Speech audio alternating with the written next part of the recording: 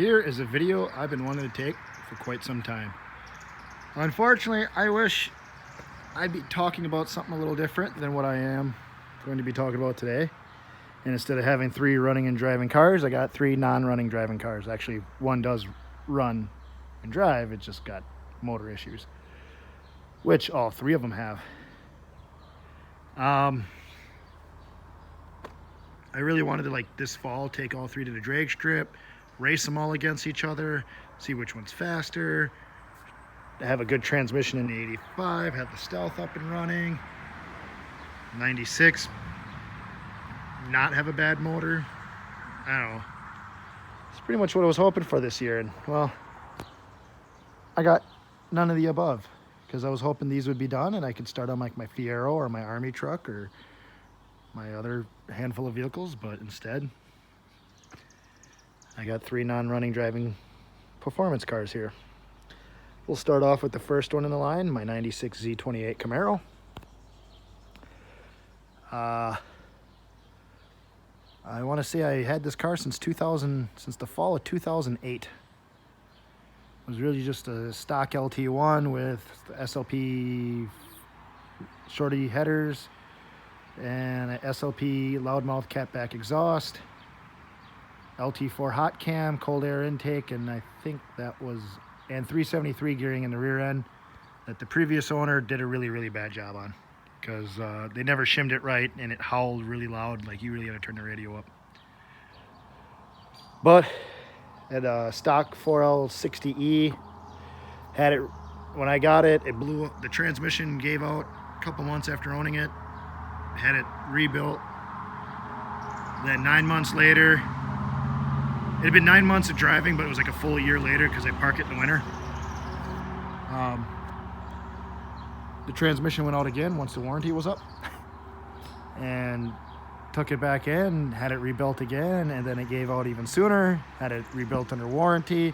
In the end, the shop, I took it like 3 different shops, none of them knew why it was going out. It wouldn't shift at wide open throttle between second and third, and it was just a nightmare. And then finally, the last time the transmission gave out, I said, screw it, I'm going with a T56. Did a T56 swap, had the rear end rebuilt.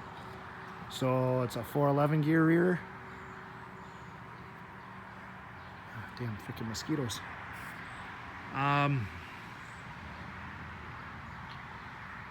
Then when I had the transmission out, put it all back together and the oil pump went out. So then I rebuilt the whole, well, I didn't rebuild it. I put a bigger cam in it, intake, roller rockers. It's got an Edelbrock air gap intake, 58 millimeter twin throttle body, with pace setter. Oh, freaking mosquitoes! Holy crap, they're bad. I'm like eaten alive here.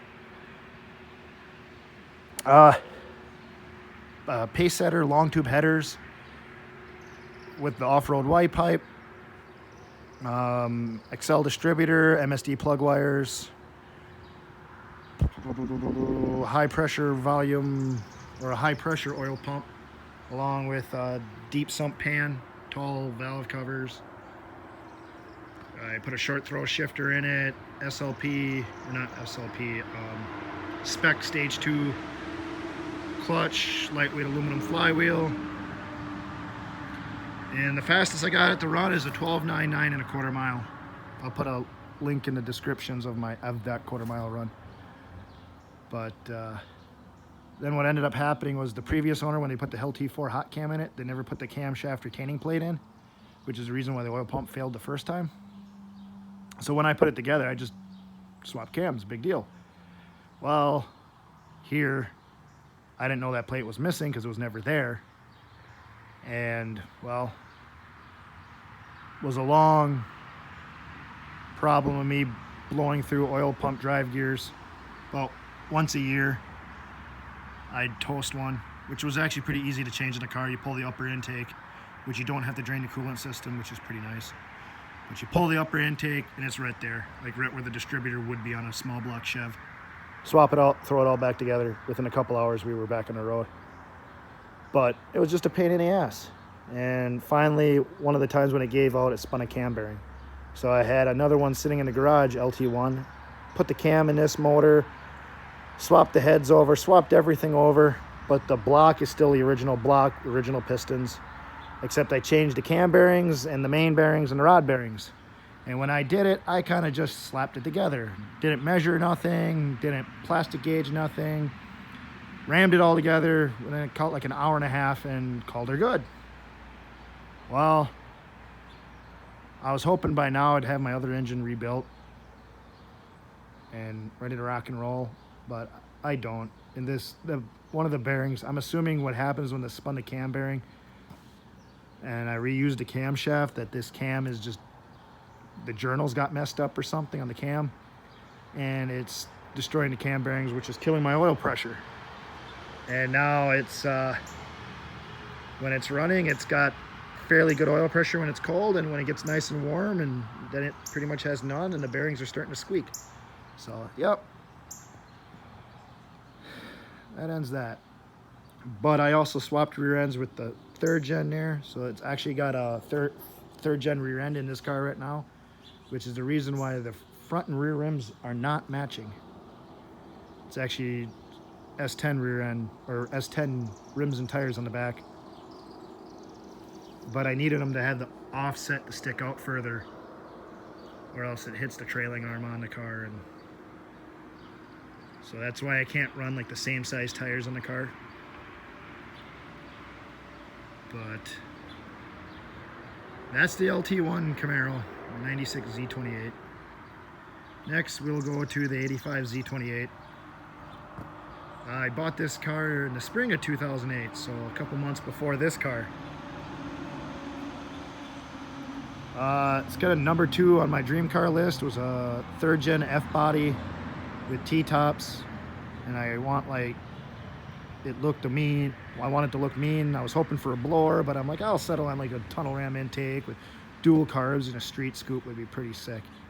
Well, this car had it.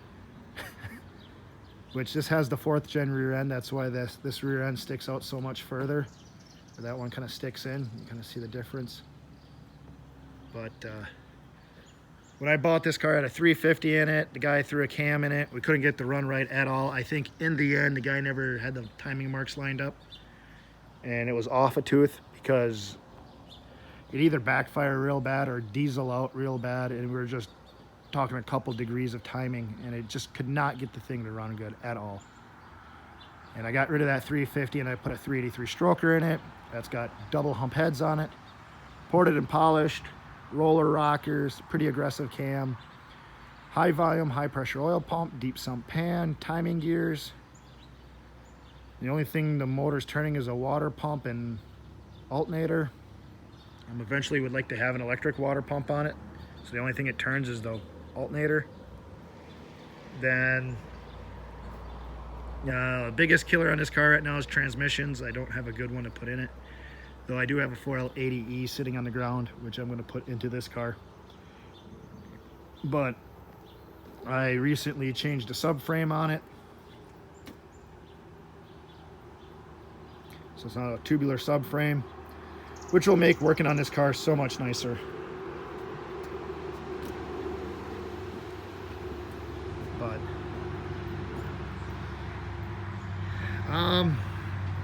other than that, I've owned it for quite a few years and didn't get to drive it much. And what ended up happening with the motor on that, the 383, I have low compression in 3 cylinders. It's blowing oil everywhere. Like the last time I took it to the drag strip, it performed very poorly. And a lot of that's due to the transmission not shifting right. It's a 700 R4 that was in it. But my buddy was driving the 96 Camaro, and the whole front of the car was speckled in oil following this car. During the day, I couldn't see it in my mirror, but he's like, it was like my car was on fire. Just so much smoke coming out the back. And then at night, it was the opposite. He couldn't see it, but I could see it in the lights. And it was bad. At one point, I thought about, like, maybe we should just trailer it, but no, we drove her home. So I pulled the motor out, and yeah, that's where it sits right now. And last is the 1991 Dodge Stealth. I've owned this car for 2 years now.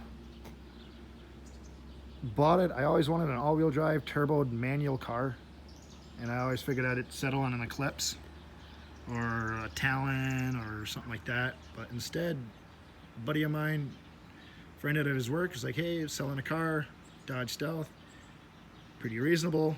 So I'm like, oh, sweet, bought it. 12 hours later, I spun a cam bearing, or not a cam bearing, a rod bearing. And proceeded to redo the motor. New rod bearings, new main bearings. I changed the rod that spun the bearing, had a speed shop go over all the pistons. They honed the block, flushed it out. I had them go over the heads, new valve job, valve seals, ported, well, not ported and polished, but they re-ground the valves. New rings. I went with a forged crank because the 91, 92s did not have a forged crank. The 93s and newer did, so I put that in there. New oil pump, water pump, new timing belt, new tensioner, new pulleys from the tensioner, new oil pickup.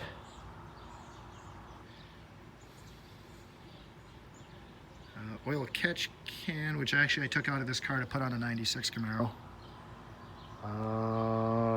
Relocated the battery to the trunk, put a short throw shifter in it, new CV shaft on the driver's side. Threw it all together and it instantly rod knocked. And this one I plastic gauged everything, torqued everything down. I got a factory manual with every torque spec of every bolt on this engine, and I torqued it all down to spec. I am like, I don't want any problems with this car. And it knocks worse now than it did before. I don't know why. I don't know, maybe if the wrist pins were bad and the speed shop kind of just didn't care, or if I don't know, because I torqued everything down, I plastic gauged every bearing. I have no clue. So yeah, that's where it sits.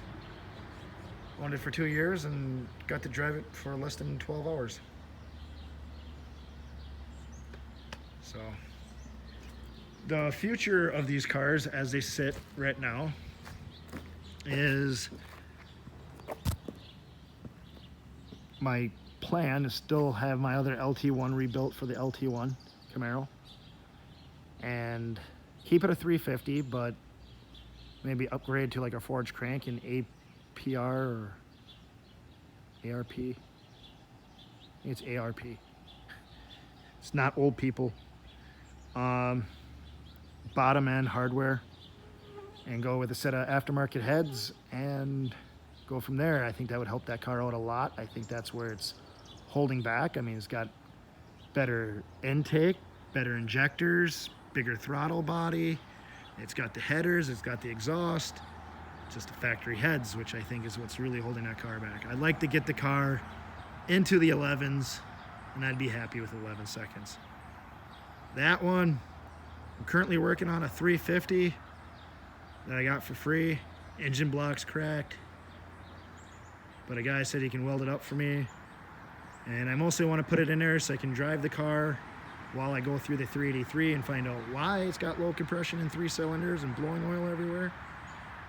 But also it allowed me to figure out the suspension on the car in the front, since everything's different. And for that one, no clue.